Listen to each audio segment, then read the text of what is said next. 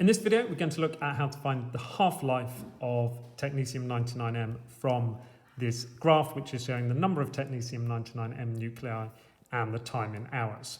So first of all, if we use the easiest method, which is to use the starting value, divide the starting value by 2, which tells us that the initial value, half of 20,000 would be 10,000. Then I need to draw across from 10,000 and then see at what time that occurred and draw down from where that intersects the curve, which gives 6 hours. So that would give me the half-life is equal to 6 hours. And that's a property of technetium-99m. Now, sometimes I might want to do that without using the initial value, or sometimes on the graph, they don't give you the initial value. So in that case, you have to pick your own initial value. So let's try again using a starting value of 12,000 nuclei.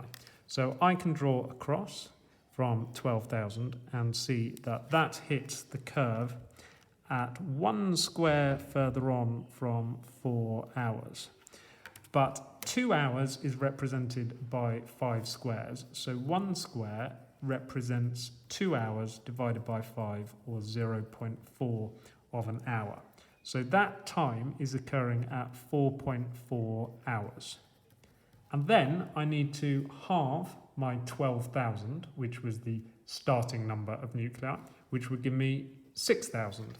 And then I can draw across from 6,000 to where it hits the curve. And then I can draw down from there, which I can see is one little square beyond 10 hours, which would be 10.4 hours.